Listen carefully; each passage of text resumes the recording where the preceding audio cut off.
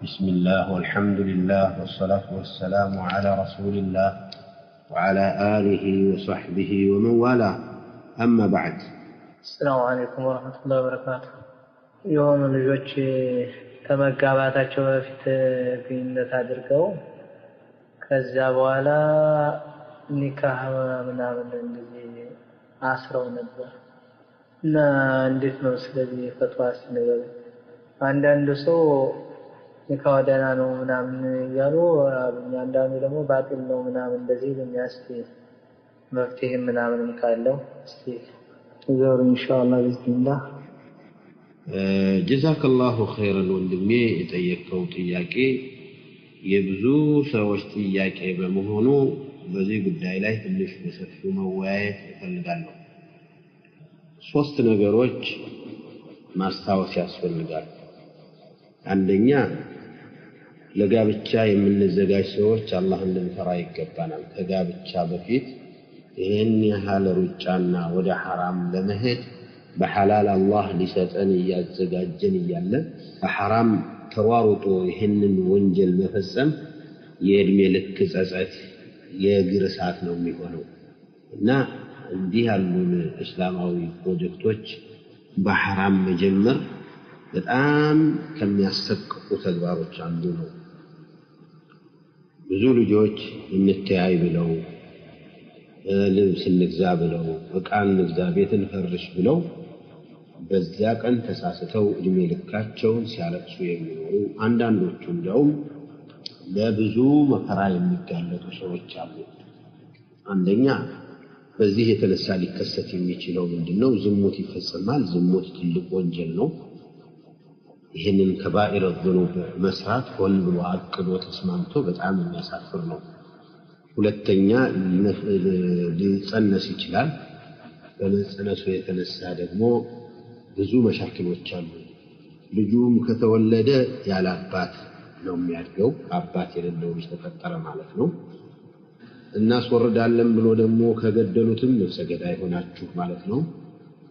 ሌላው ደግሞ ተጨማሪው ምንድነው? እስከምትወልድ ድረስ ነብዩ ሰለላሁ ዐለይሂ ወሰለም لا تطع حامل حتى تضع ولا غير حامل حتى تستبرئ بحيضة በሚል عليه الصلاة والسلام የተናገሩት ያረገዘች ሴት በሐራም አርግዛ እስከምትወልድ ድረስ ግንኙነት የተከለከለ ነው።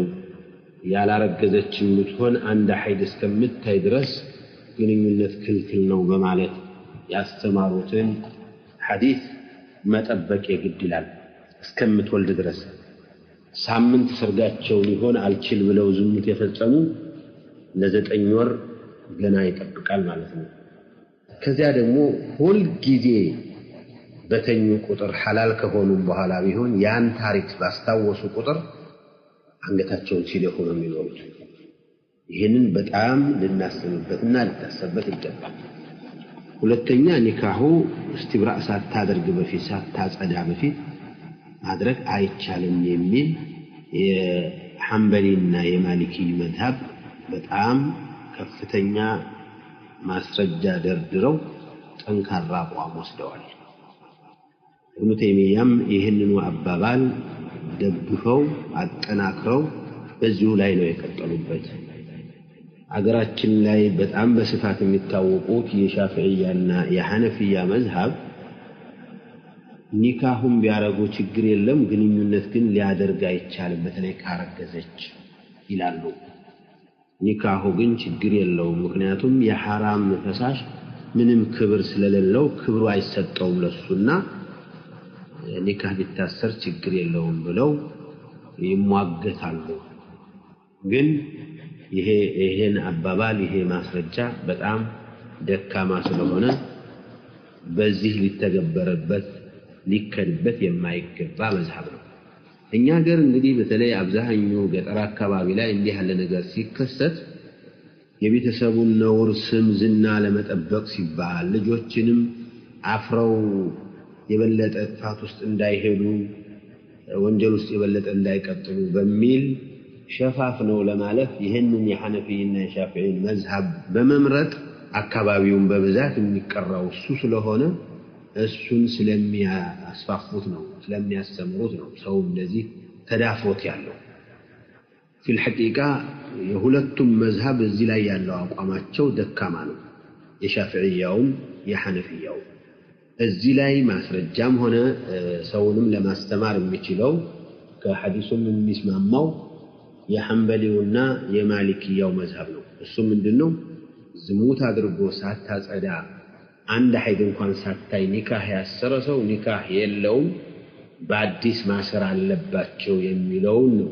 የሚመርጡት جزاك الله خيرا وبارك الله فيك وزادك الله علما والسلام عليكم ورحمة الله وبركاته